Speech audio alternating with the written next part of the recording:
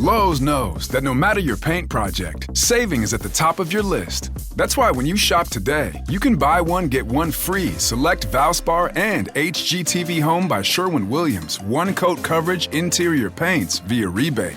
Shop these deals in-store or online today at Lowe's. We help, you save. Selection varies by location. While supplies last. Discount taken at time of purchase. See sales associate for details. Offer valid 8/21 through 9/3. Shop the Sherwin-Williams Labor Day sale and get 35% off paints and stains August 22nd through September 4th. With prices starting at $31.84, it's the perfect time to transform your space with color. Whether you're looking to revamp your interior or exterior, we have you covered with bold hues, soothing neutrals, and everything in between. Visit your neighborhood Sherwin-Williams store or shop the sale online. Delivery available on qualifying orders. Click the banner to learn more. Retail sales only. Some exclusions apply. See store for details. Something Was Wrong is intended for mature audiences, as it discusses topics that can be upsetting, such as emotional, physical, and sexual violence. Content warnings for each episode and confidential and free resources for survivors can be found in the episode notes. Some survivor names have been changed for anonymity purposes. Pseudonyms are given to minors in these stories for their privacy and protection. Testimony shared by guests on this show is their own and does not necessarily reflect the views of myself, Broken Cycle Media, or Wondery. The podcast or any linked materials should not be construed as medical advice, nor is the information a substitute for professional expertise or treatment. All persons are considered innocent unless proven guilty in a court of law. Thank you so much for listening. Okay, it's Thursday, June 8th, 2023. Show them your voice, Amy. Good morning. Amy's losing her voice, poor thing, but she assures me it doesn't hurt. I actually have never had it happen, so it's crazy. But yeah, of course, the one time I'm a podcaster and need to use my voice. Right. Well, I love a raspy voice, so I think it's great. It adds some razzle dazzle this week. I love that for us. We're getting closer to the end here. How does that make you feel? It feels weird because I really haven't communicated with folks much about it. I've had a few interactions with people. So it's weird working so hard and gutting yourself and then putting it out there. I've been really extra introverted with my friends and family. I've been more in my head, very tired and reflecting a lot on a lot of things. In self-preservation mode too. It also helps me see, as I repeat these things back and I look at the bird's eye view, the greater picture, it helps me have more empathy for myself in the struggles that I still have on a daily basis, which there are many. If it hasn't been clear to people enough, I'm extremely human and make mistakes all day, every day, like everybody else. It has to feel very weird to be sharing something so intimate and knowing that it's spreading far and wide and you're making an impact, but you're doing it in a bubble because you've created a bubble of protection around you. Yeah. So holding space for that and allowing myself to just turn my Aries shit down slightly for a couple months and focus on this right now. But I went to go try and finish my tattoo. I had done an outline. I'm covering this chest piece that I got when I was 18 that I've hated forever. And it just felt like the right time. I honestly think it's so symbolic too that you're doing it right now. Sorry, keep going. No, yeah, I think it really is. But I went to go get it. And then I freaking 30 minutes into the tattoo passed out. He's like, it is a lot of trauma on your body. And it kind of was a wake up call to me yeah, maybe my body's going through enough right now. You think about books like The Body Keeps Score, studies that are done on how the body is also impacted with trauma. And it's interesting because as we dig through each episode in these different times in my life, it's weird because I feel these different physical sensations in different parts of my body. So I've really been paying attention to that too. Again, me being a nerd, data points, always studying everything.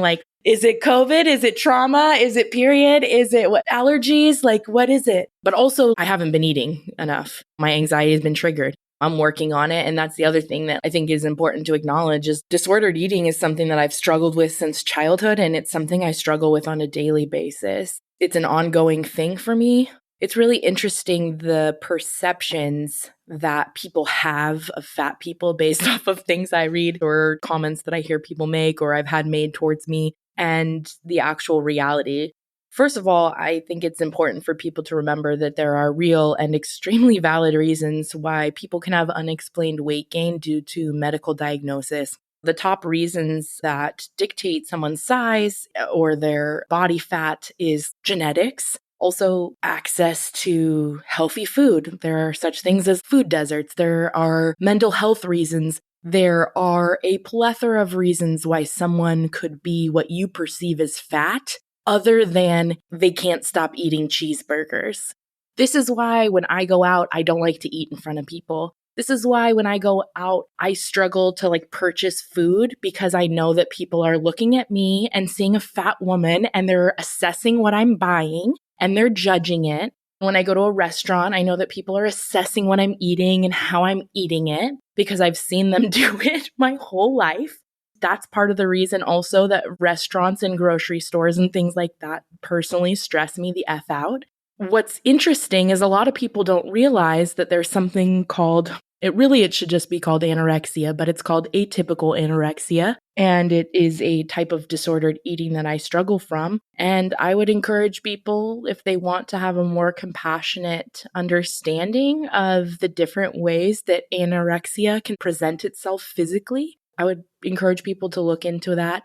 And also, we don't do that. We don't walk up to every person that's drinking alcohol or smoking cigarettes and be like, are you going to be around for an extra 7 years for your family? No.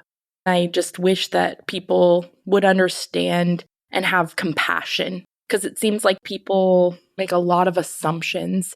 And of course, exercise, eating a balanced diet, drinking water, abstaining from alcohol, smoking cigarettes, make us healthy regardless of our size.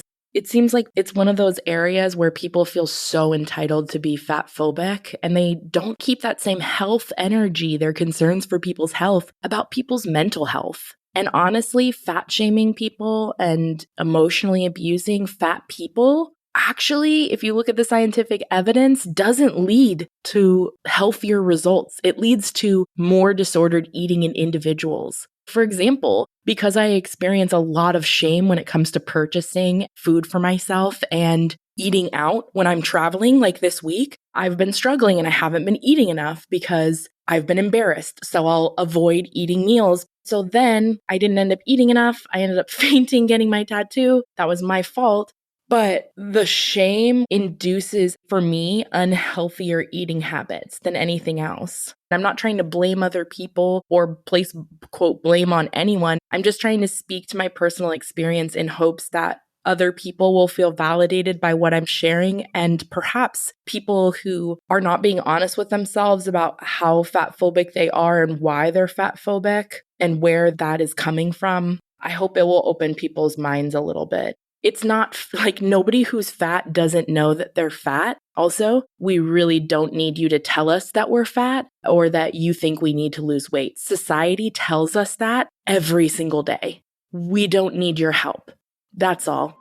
It's interesting how having this first person experience of going through what the survivors go through when they share their experiences. I've always had so much respect for the energy they give. And that's why I always say it in the episodes. Thank you for your time and energy, because the energy is what's so costly, right? Especially in this life, on this earth, in these United States. And without being completely done as we get into these last few episodes, I feel like I've already accomplished what I came here to do, which is share a bit about myself and what makes me who I am and what brought me to this work and why I was inspired to create Something Was Wrong and Broken Cycle Media. You've always been trauma informed.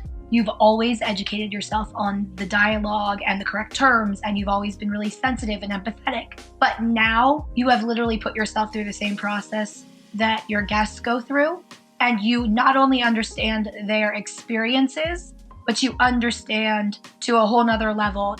I compliment you all the time on the fact that you can take an existing production and always look to see how you can make it better. And I think this was just another byproduct that might come from you sharing your story too, which will just make this show that much more powerful. Thank you. As people have probably noticed, I'm never one to not change things up, and I'm going to continue to change things up. the things you believe need to be changed, because some things don't need to be changed. Some things do, some things don't, for sure. We definitely listen to people's feedback. The team and I discuss it, and we definitely consider it deeply. And sometimes we set it to the side and we're like, okay, we hear you. Thank you for that. And sometimes we're like, oh, that's great feedback. We didn't realize that XYZ would be helpful or whatnot. So it is really valuable and I appreciate it, especially when it's constructive or kind. But going through this process has also made me want to get back to my roots. Over the years, people have noticed that structure has changed, networks have changed, things have changed, I've changed, the world has changed. COVID changed a lot about how we had to record. And of course, the first time I did travel after COVID for recording for work, I did get COVID and ended up getting stuck in a hotel room for an extra week and a half. But yeah, so I know I had shared before, every other season I might do short stories or I might do long stories. I don't even think I need to be that held down. I think we're going to tell the stories that need to be told in the order they need to be told, when they're ready to be told, in whatever format the story needs. And that's a really cool thing about audio and being your own boss. For season 17, we're actually going to do another long form story. Season 18 might be long form, might be short form. It really just depends on whatever stories need to be told or are ready to be told in that moment. Yeah, changing things up where we need to through the season, through my own reflection of my own journey, reflecting on the podcast and how much the podcast has helped me mature and grow as a human being over these last 4 years. Amy and I are also, and our internal partners are working on some educational episodes in the future. We used to include a lot of the educational information within the episodes. And what we've decided to do is create separate episodes that will be called data points. Amy and I, one of our nerdy little favorite phrases, and it'll include educational information on specific topics. Obviously, education has been at the forefront since the beginning. So this is just making an extra space for it that'll make it easier for people to digest if they are unable to listen to certain content for various reasons. It'll also be more appropriate for a wider audience and easily shareable. So I'm really excited about it to support survivors in our community and get the information out there on really important topics like childhood abuse, police brutality, mental health disorders, social issues, things that matter to our community. I'm not trying to make this sound like an infomercial today or anything. I'm just really excited about what's to come beyond this season too as we start to wrap up. The last few months have definitely been a time of reflection for me, not only in my personal life, my professional life. It is good to take stock of everything you've been through and then assess, okay, what is the life that I want? And then just start building it. And also paring back what doesn't serve you. Totally. And that's something I've had to continually do since season 1 is figuring out, okay, this worked, this didn't work. You just pivot. You're growing as a creator. I can't wait to watch all of this happen. But right now, I love that you're serving yourself by protecting yourself because you don't need that feedback right now. Thank you. As vulnerable as it's felt, it's not only made me feel closer to listeners and our Something Was Wrong, our Broken Cycle community, but it's also made me feel closer to people in my everyday life too. Hearing that people are listening to it, I'm like, oh, okay, so that person knows me a little bit better in a way that they probably didn't before. You're being seen. It's almost like how I felt. It's just like living in my own truth for the first time in this life, letting people know all of this and letting people understand me, even the people that I have known for years. I think this is really poignant, especially in Pride Month. And I don't mean to relate it to Pride. I think just in Pride Month, June, the point of it is to live your truest self. Yeah. I was going to compare it to coming out. Be that person in your own life that you want to be or that you are, and to live that truth effectively and honestly. And I think that's the point of Pride Month. It was unplanned, but I know, totally unplanned timing. Everything about the timing was unplanned. But yeah, I was going to say, I shared people who knew me intimately, in high school knew I was bisexual. So to those people, of course, there wasn't a secret. However, I didn't share that broadly beyond that circle of friends. And then after the incident that happened, the sexual assault, I did not talk to people about it anymore. And then actually in 2020, I was struggling with this, and a survivor who's been on the show and a friend of mine, Jez, I was talking to her about it, and I was like, I feel like it seems silly to come out as a 30-something married woman, but I kept thinking about my kids, that I could make an environment and a home and a space where I could be open about my identity and therefore could potentially make them more comfortable in our home. And that really was my motivation. It was like the first step, and seeing that by sharing myself, I could make spaces more comfortable for other people to be themselves too. So yeah, sharing my story of my abuse, while it's very different coming out experience, it does feel a lot like letting people know me in a way that felt similar when I came out before. It's weird. It's just like letting people know you. But I think that's really what the whole point of life and living our truth and just being a human is about, is refining and sloughing off all that shit that society puts on you. This is me, all of me, to be received and accepted. That's such a beautiful feeling. It's so different than trying to fit into this box and be swallowable to people. There's so much more value. Yeah. Too, when I reflect on my story and like how I have often prioritized other people's feelings and how I was responded to when I would share my feelings, it's made me validate myself a bit, reflecting on that. I've come a long way. My 20s was a lot of unlearning.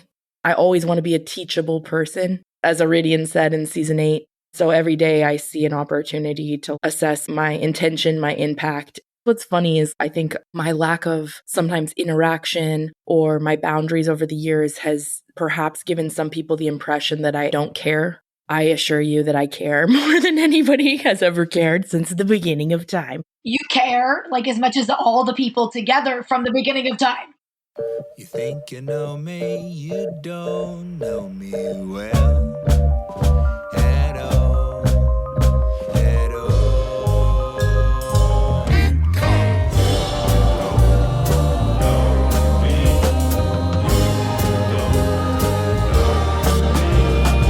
you don't know anybody till you talk to someone.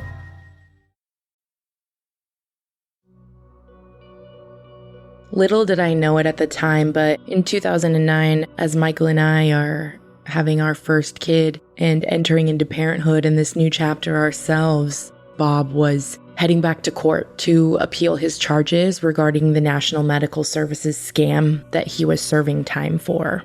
I later in 2021 will get a hold of this appeal, and we'll get into that in a future episode, but for the purposes of this time, all I knew was that a few news articles had come out, and within those articles, it did mention fraud, including targeting elderly or impacting elderly persons, and that was the first I had ever heard of that. Bob had done such a good job at convincing me that he was being targeted essentially at first. It was really hard to make sense of it, but as I started to get more time away from that environment, as Bob was away longer, and as I was able to process things, it became apparent that there was a lot more to this story than I knew.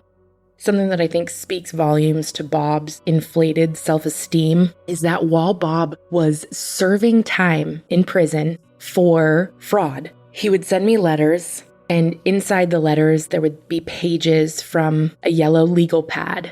Bob was writing a book on business from prison and was sending me the pages and asked me to store them for him so that they wouldn't get lost, so that when he was released from prison for fraud of his businesses, that he could have the pages to publish this book on business.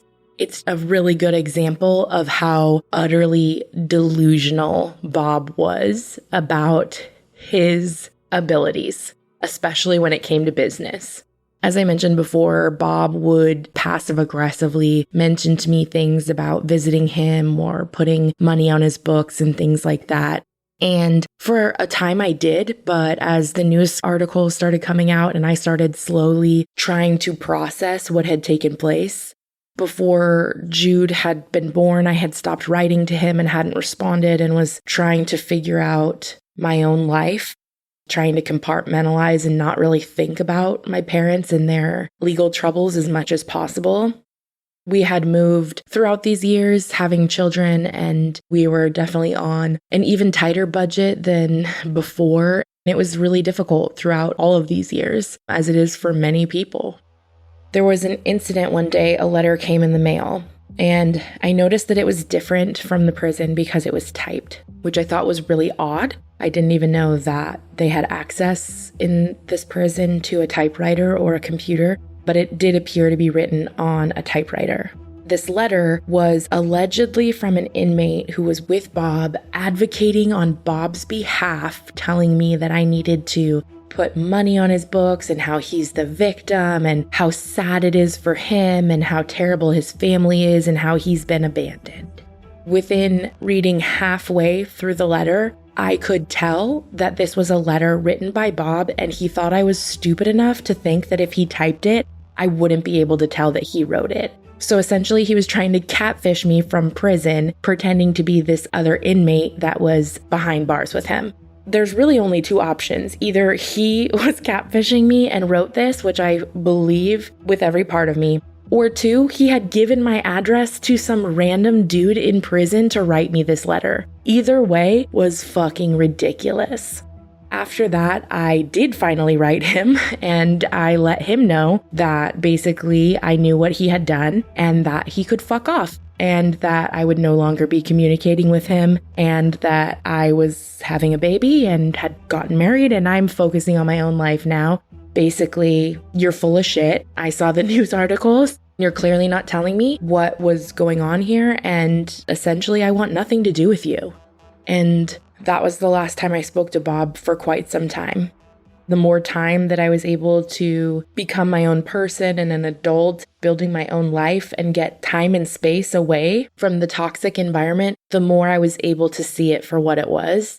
When I started having children, I was able to advocate more easily with the thought of how the choices I made impacted my children and the kind of environment that I wanted my children to be raised in. And I definitely didn't want Bob anywhere near my children.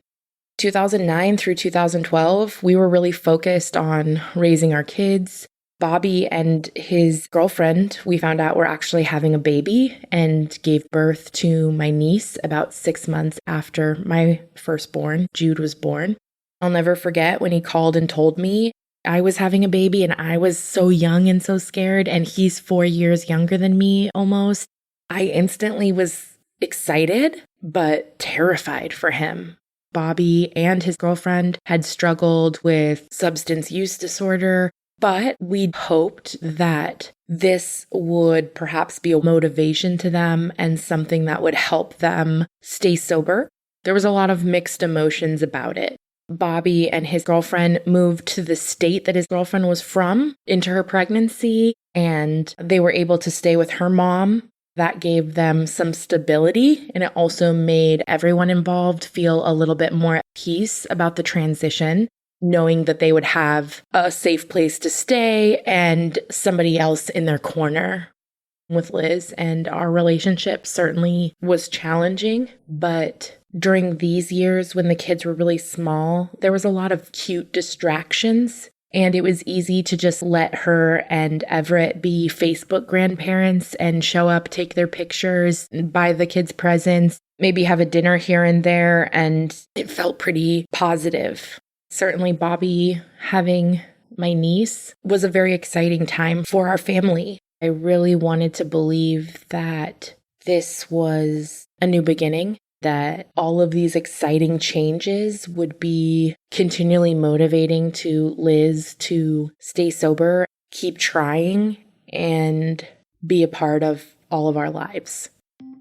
Liz offered to pay for my ticket to fly with her to go visit Bobby and meet my niece. And Jude was young enough that he could fly with me for free. I was nervous about traveling with Liz because I have so many bad memories of traveling with her. Or just being with her in general. Yeah, just like generally having to even absorb her energy in any capacity. I'm very focused on my kids and creating my life and my family. And it's kind of like, if you can show up and be a part of that and be nice, great. If not, like, I'm focused on what I'm focused on right now. But I really wanted to see Bobby and meet my niece, and I was excited and I felt appreciative that she offered to pay for my ticket so I could go.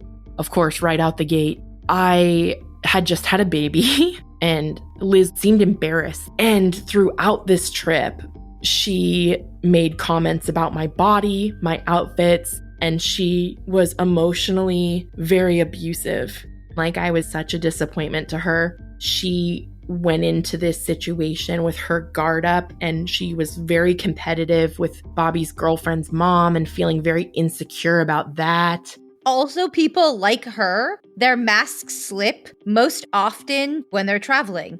Yes, absolutely the fuck that. Now that I'm thinking about it, whenever we would usually see each other during this time, keep in mind, we would only see each other usually for like an hour or two tops. That's all I could tolerate. When you're traveling, there was nowhere to hide. I would do my best. I literally would find ways to like hide to the best of my ability. Being on this trip with her, it was a week of uninterrupted her time. I'm also like this new postpartum mother trying to navigate, exhausted, new body, very young, all the trauma I'd been through, all the things, just trying to do my best. And she's making me feel like a fat embarrassment once again. As much as I loved seeing Bobby and meeting my niece, it was very uncomfortable, and I felt a lot of competitive, strange vibes amongst Bobby's girlfriend and Liz, and then Bobby's girlfriend's mom. And I tried my best to just focus on the babies and my brother and the time we had together. And I do have fond memories. Bobby had gone and bought a onesie for Jude of a local football team. I still have it. All of my kids wore that onesie. It was very special. But I was ready to go home. Not only would her mask slip, but sometimes her boyfriend, as he got to know her better, who she actually really was and what she was capable of, because now he had seen enough that he couldn't deny it in the same way he could when he first stepped on the scene. He would try really hard to like be a dad to me. And I really bought into that. I really was appreciative of that. He always seemed so much nicer. He was definitely the type of person who like gave off vibes like, I'm this liberal male who's comfortable with crying. He was a totally different vibe to Bob, which I appreciated. And I was hopeful that he meant the things that he said and he genuinely cared about me and my kids. And I don't know what to make of that. Maybe two things are true and maybe he did really mean it. He had called me just to say hi or check in or whatever. And that's another interesting thing when I reflect is like throughout these years, even though I was in contact with Liz, her boyfriend or her sponsor, they would actually do a lot of the carrying of the relationship and like checking in and communicating with me instead of her. So it gave the impression of her caring more than she did. I was an extension of herself and she really hates herself. So she really hated me too. But it's weird because Bobby was an extension of her, but she was obsessed with Bobby. She always would criticize Tony, what he looked like, how he acted. She really treated him like shit. With Bobby, it was like, he's so gorgeous. He's so beautiful. He's like a model. I think it also created a lot of tension between Bobby's girlfriend and Liz because they seemed to be like fighting over him sometimes or like who had control over him. Bobby was a very sweet and passive person. As much as he struggled mentally, very isolated incidents of acting out, he was a very sensitive, emotional, private person with a very kind heart. This trip also showed me that he was very much caught in between. I could also see the pattern of the type of partner he was picking and how that partner mirrored Liz. And I don't say that to judge Bobby. It's just sometimes that happens. I ended up choosing certain female friendships as I got into adulthood, where I sort of like recreated that relationship with my mom with other friends and then became their therapist or their punching bag or whatnot. And it took me a really long time to form what felt like safe relationships of any kind with other women. I obviously like love women, and this has nothing to do with misogyny. It's just a fact that the people that were kindest to me growing up were my brother and my dad. And now I have like the best friend in the world, Amy. I have so many other beautiful, close relationships with women. And look at the podcast. I primarily work with women, and I've been able to build so many incredibly close relationships. And I am in a completely different place now than I was when I entered motherhood in terms of my comfort with interactions with women. But it still can be challenging for me because it can be triggering because of my relationship with my mom. Bobby and his girlfriend decided to move to California with my niece when I believe she was about 6 to 9 months old. And they actually moved in with Liz and Everett in their 2-bedroom apartment for a short time until they eventually got their own place. I didn't know it yet, but I was pregnant with Ruby, and Michael and I had taken Jude to Disneyland. Somebody had given us tickets, which we were very thankful for because it was the only way we could afford to go. We were on our way back from this Disneyland trip, and Bobby had called me. And I could tell when I got on the phone with him that he was not sober. Throughout these years, I had started to put up some boundaries with him in terms of if he was intoxicated, not wanting to be around him, and trying to just create the boundaries that I needed for myself, because obviously that behavior was super triggering. And also because I felt ultimately that setting boundaries would hopefully enable Bobby to change his behavior, to see the value he had. I didn't want to enable him, but I also couldn't take care of him the way I had before, because now I have my own child. I have this whole other family and life that I'm responsible for. So it was kind of a challenging time for Bobby and I, because I struggled to see him struggling so much, and I was unhappy with a lot of the choices that he was making, and he was struggling with his mental health and being a young adult, a young parent, and also somebody who had been through an incredible amount of trauma that had not been processed yet, as his brain is literally still developing because he's so young.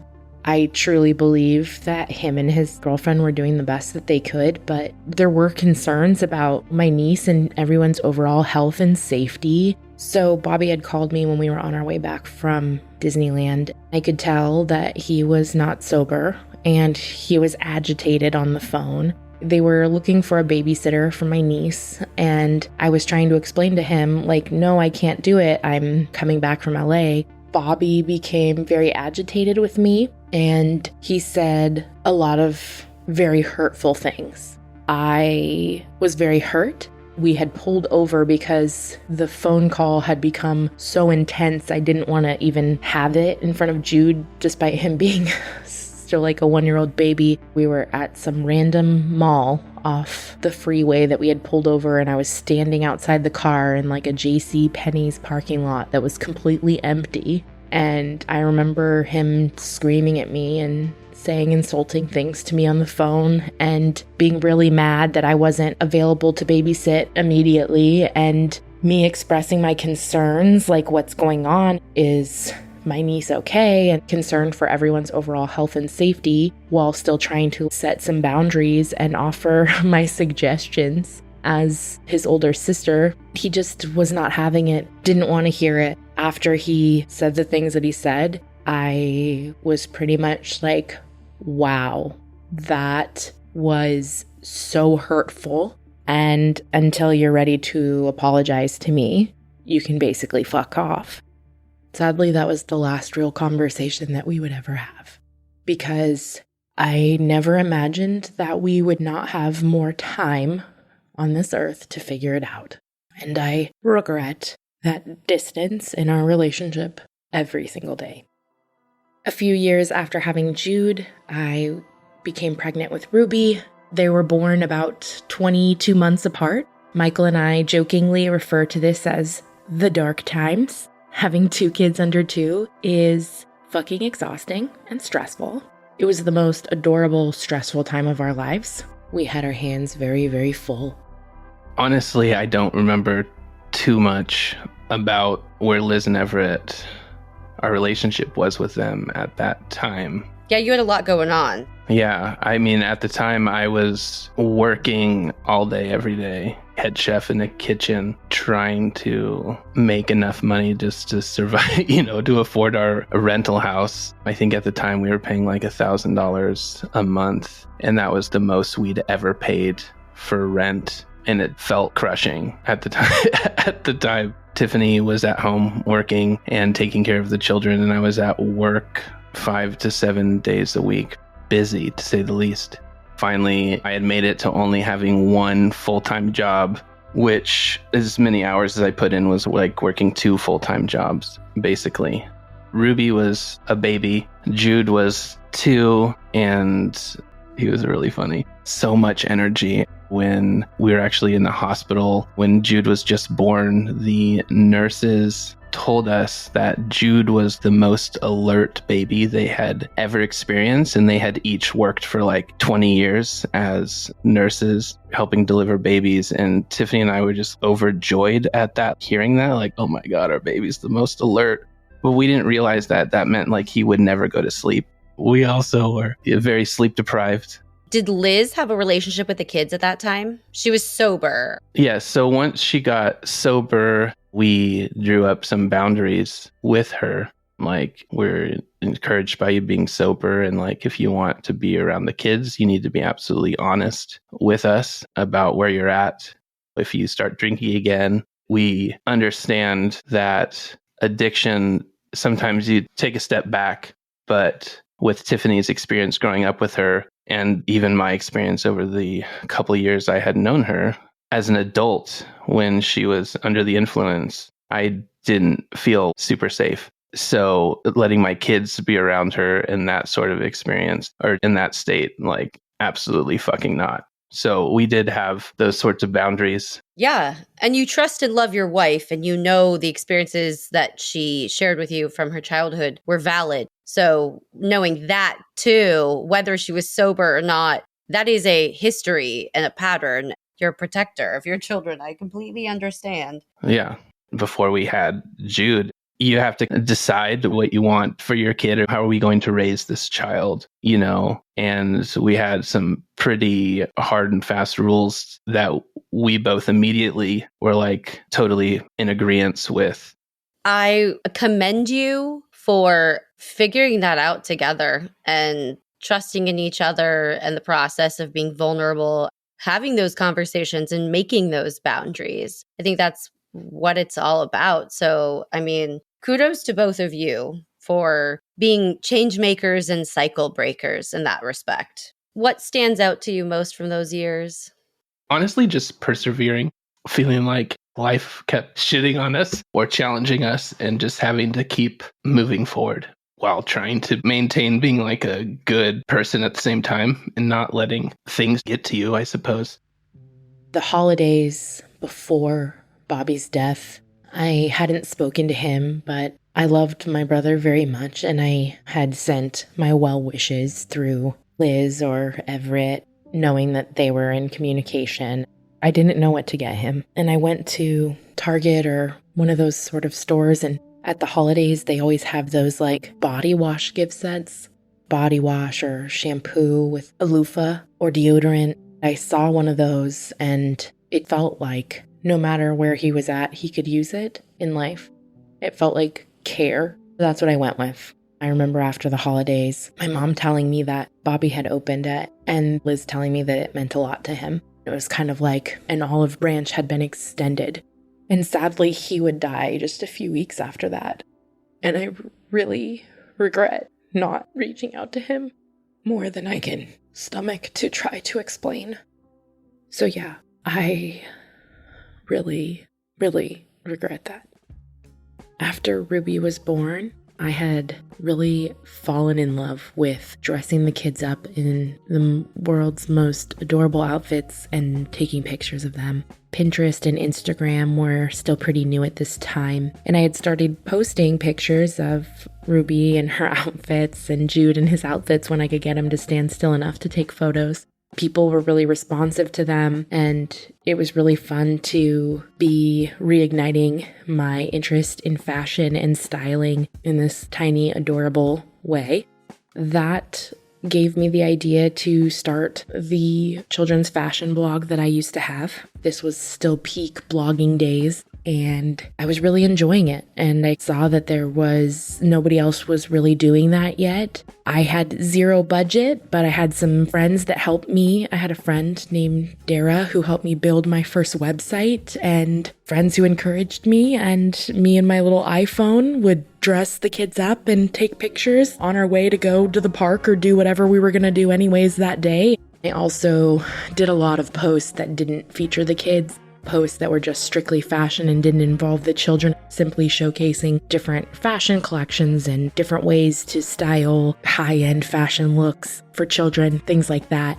It started doing really well, and I started getting paid content, and it was really nice because it was giving me the ability to help us pay our bills, and we needed every cent we could get. Also, by doing this, it also gave me access to get clothes for the kids that we would have never been able to afford otherwise, or we'd get tickets to things like Disney on Ice, and so the kids would get to go to stuff that was really cool and fun that we never would have been able to afford for them to go to.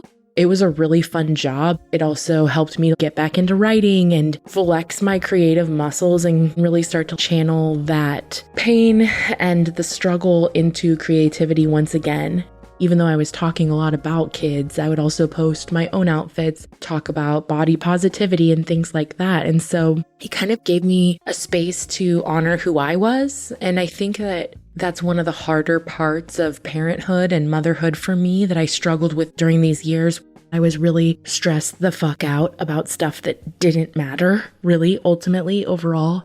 But I think by focusing on that and trying to make everything cute and fun and focusing my energy there, it also helped me avoid talking about this dark and traumatic stuff and gave me the ability to focus on this adorable, cute, colorful, fun stuff.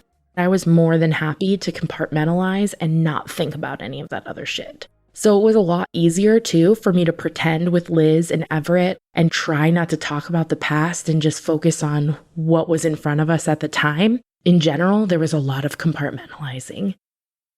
I also don't want to overshare information about the kids or Michael or our private life. Yeah, so it's hard that's why I sound so robotic at times, because I'm thinking so hard about how I want to say something without saying too much. No, I think you've done a great job thus far. I know how you respect their relative anonymity. More now than I used to, for sure. Also, the internet was different when we started blogging, right? And working in that industry and what people were willing to share. We have a lot more awareness in general as a society and the internet, ways we can keep our kids safer online. I've certainly become more protective of them and the information I share about them since the podcast has gotten to the place where it is. And now I'm I do everything I can to protect them. And I regret oversharing things about them when they were younger that honestly were not my place to share.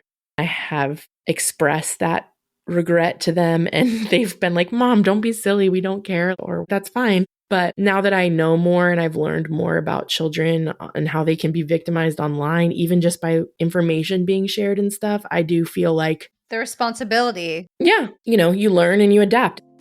Here is Tiffany and Michael's longtime family friend, Jamie.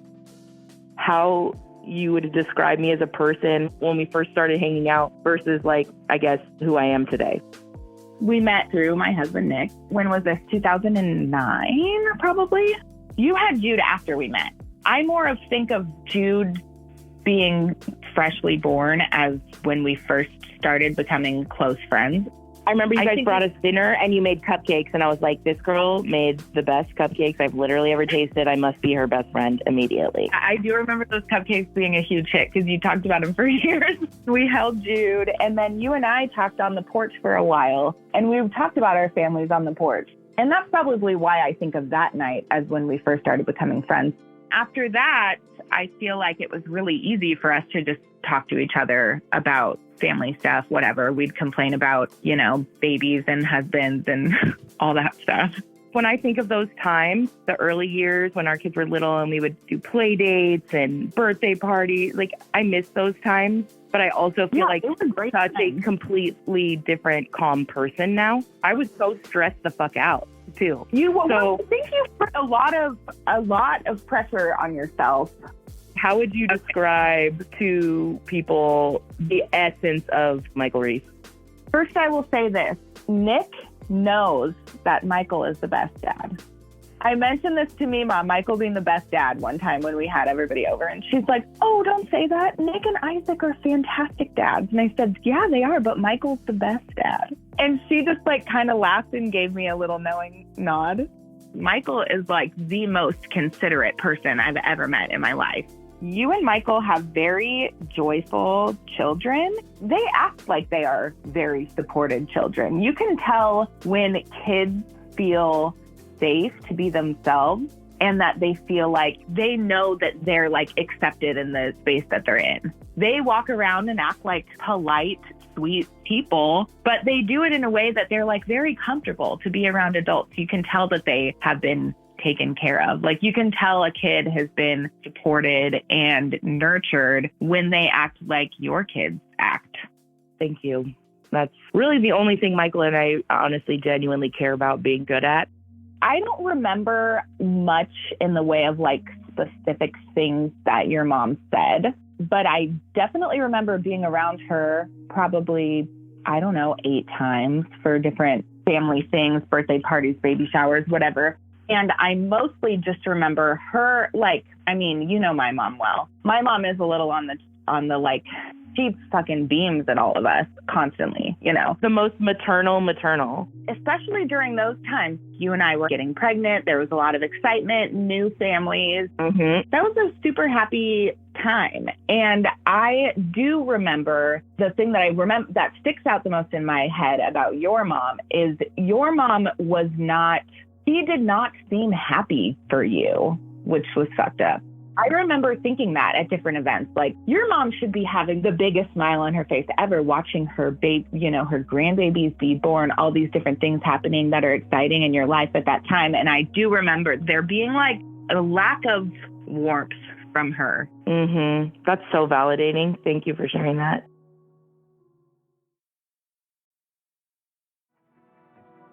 The day that Bobby passed away, it was the evening time. I had just purchased a pass, my first Blog Her conference in 2012. It was a big expense to invest in myself and my business for the first time. I was really excited and I was waiting for Michael to get home. I was at work as usual. Everett called me and it was dinner time. He called me like a couple times. Usually if any family member or friend called me a couple times in a row, I would assume it was like an emergency. So I just remember grabbing the phone and going outside in the back. And he told me that Bobby had been killed. He told me that he had been shot by the police. It sounded so... It just didn't seem real to me.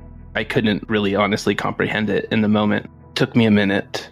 He told me that they were at home with the sheriff and chaplain, and they were on their way to their apartment, and they would come down later, but they thought Tiffany should hear the news from me. So I remember going inside, and I don't really remember if I told anybody at work what was going on, other than that I had an emergency and I needed to leave right away. And I wasn't sure if I was going to be in the next day, which for somebody who works 6 or 7 days a week, they would know how serious it was if I said that. Before I went home, I called a friend to come over for support. We lived just a few minutes away from work, so I got home pretty quick. I do remember it being really, really hard to find the words, or just like the courage, I guess, to tell Tiffany, just because I knew how devastated she would be. And I just didn't want to be the one to say it to her, if that makes sense. I just felt so horrible. I didn't want to be the bearer of bad news. I don't know. It's hard to share that kind of news with anybody. I remember coming home and Tiffany was like, "Why are you home? It's the middle of dinner and you're usually not home." I just remember telling her I needed to tell her some news. She thought I was playing with her, teasing her about whatever. But got her to sit down. It's also important to say that as much as I didn't want to be the bearer of bad news, I didn't want it to be anybody else to be telling her that news at the same time, which is such a weird feeling. Like I wanted to be there for her, but also didn't want to be the one who was breaking her at the same time. I could tell just by looking at him that something was wrong. I remember thinking like he looked sick and asking him, "What's going on? Are you okay?" I honestly can't remember exactly how he said it, but he said something along the lines of, "I'm really sorry to have to be the one to tell you this, but Bobby is dead." And I just didn't believe it. There was no planet on which that made any sense. I said, no, no, no, no, no, no. And questioning him and making him say it to me again, and then not believing him, and again, the same. And I don't know, scream crying, shock, guttural pain waves mixed in with pure adrenaline and shock, and feeling like this must be some sort of nightmare or misunderstanding. I don't even think I thought to ask how it happened at first. I think at some point he told me there was an incident with the police and Bobby had been shot. I simply could not believe what was being told to me, and it just made no sense. At some point, Michael told me that Liz and Everett and a police chaplain were on their way to come talk to me and try to explain to me what they knew about the situation. The kids were thankfully already in bed and stayed asleep. While we waited, I couldn't sit still, so I got up and I started cleaning the house. I was definitely somebody at the time who always tried to present a perfect house cleanliness when people would come over, and I would put a lot of undue pressure on myself. When I heard people were coming over and being unable to sit still, trying to disassociate, I started cleaning the house. Michael was incredibly kind and supportive. He had said to me, Hey, I'll do that. I'll clean up. You don't need to worry about any of that stuff right now. And I was like, I have to physically do something with myself. And so that's what I did. Just sob cleaning in horror and denial and shock. I remember a little bit later, Everett and Liz showing up, the sheriff and a chaplain. They're like, we found out that his car was somewhere else. I felt like we were finding out little details here and there, which was so frustrating. You want like a clear and concise story of what happened. There was no clear and concise story of what happened. Liz and Everett and the chaplain arrived. We all hugged and cried. They had had more time to process the news at that point. I later found out that they had been notified, I believe, in the afternoon or early evening, and the chaplain had come over there, and they had decided that Everett would call Michael, and Michael would be the one to tell me, which I'm very thankful that he was the one to tell me. I don't know how to describe the deepest pain that you've ever felt in your life, but that's what it felt like. And I just felt instant guilt that I wasn't there for him in that moment. I felt like I had failed him. I had failed everyone. And that if I hadn't had that argument with him or set boundaries with him, he would have not been in that position to begin with. I didn't want it to be true. And I remember asking the chaplain what happened, and he said that Bobby had gone after one of the officers' guns, and I just remember being so confused And then they were explaining that he was in LA and he had bought a car a week before, a new car, a used car, but new to him, and that he was driving from Auburn to the state where his daughter lived because he wanted to see her for her birthday. His girlfriend and him had broken up, and she had moved back to the state where she was from, and so Bobby had purchased this car a week before to make the trip out there for her birthday party.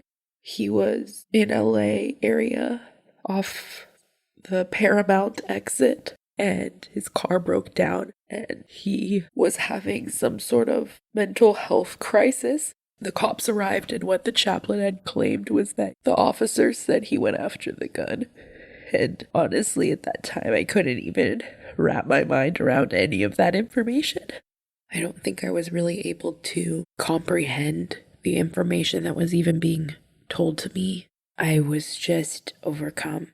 And there was nothing that I could do about it. Nothing. There was no undoing any of it. And that's the hardest part to come to terms with.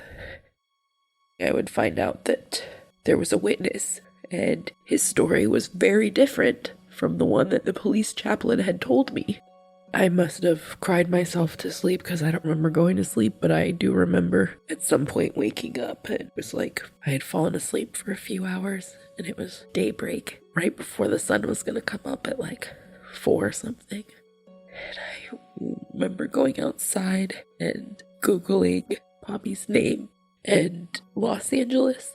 And then I stumbled across video from a news site, and there was an interview with Ruben, the witness.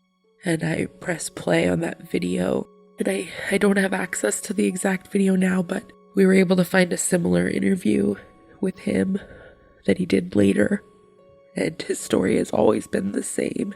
Okay. And when they came, the sergeant came on the opposite side of the road.